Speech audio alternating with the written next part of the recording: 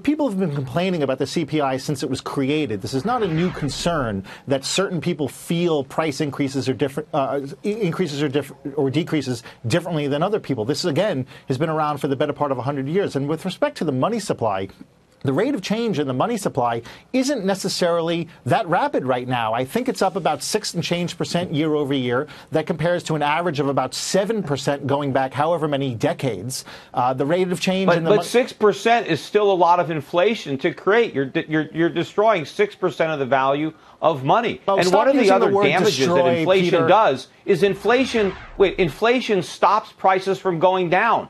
That's still disruptive to my standard of living. If the government prevents the cost of living from going down, if because of government, food doesn't become less expensive, energy doesn't become less expensive, that's still a problem. Inflation is still doing damage. And of course, it distorts the markets, it distorts savings and investments, it distorts the allocation of capital, and Peter, it retards economic growth. We're never going to have when the United States is never going to tolerate deflation on an economy-wide scale. It's just not going to happen. So we can sit here and scream. Unfortunately, we don't have to tolerate it. You enjoy it. It's the government, it's the debtors that don't want to tolerate money not losing value. They want to borrow money and not pay it back. Yeah, but for every debtor, there's a credit.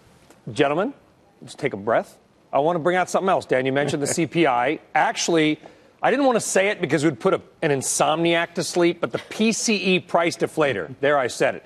An RBC Capital note caught my eye. They said that in their analysis, 70% of those things mentioned in the PC deflator were up in May. Were up. And yet the government keeps saying there's no inflation. I hope the government's right. My fear, Dan, is that inflation is going to come on quickly, and we're going to get caught out. Yeah, but what you're leaving out of that, Brian, and I'm sure that statistic is accurate, is if some of those 70 items are Walkman and Nintendo, the first one, then it doesn't matter if they're going up in price because economy-wide, they don't have the same impact. And what a CPI or a PCE tries to do is balance out the rich and the poor, the left and the right, the up and the down, to come up with some economy-wide measure of what's going on at any given point in time. There's always going to be people that feel the increase in gasoline more than other people. I don't own a car.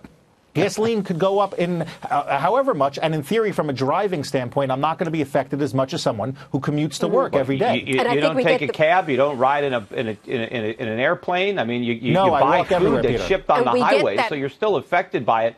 I'm tall and lean. I walk everywhere. Okay, just real quick, Peter. In your scenario, is the Fed?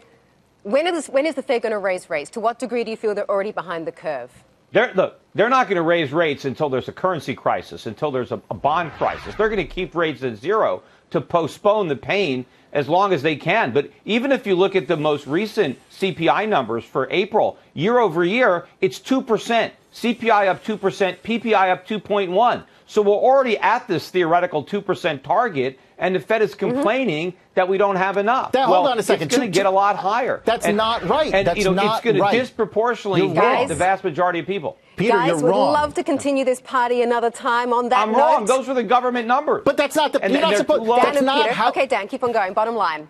The bottom line is the Federal Reserve is not shooting for 2% today, tomorrow, or the next day. It's a theoretical price increase that you want over the medium term. And the first time you hit 2% coming from the bottom, so to speak, is not the time to tighten. Just ask the Japanese how that works out. All right, guys, we're gonna leave it. What if we get to 3? What if we get to 4? Nixon imposed wage and price controls. When we got to 4, there's something we're halfway in between a moderate level of inflation and jumping out of a building. There's something in between. We hate to break up the party, but we're there's going not to a anyway. big jump between 2% and 4%. Listen, clearly, you can do that in a matter of months. We know you don't own a car, but you know that the feed for your horse and your omnibus clearly is going up in price. Okay, so let's leave it there. Guys, thank you very much.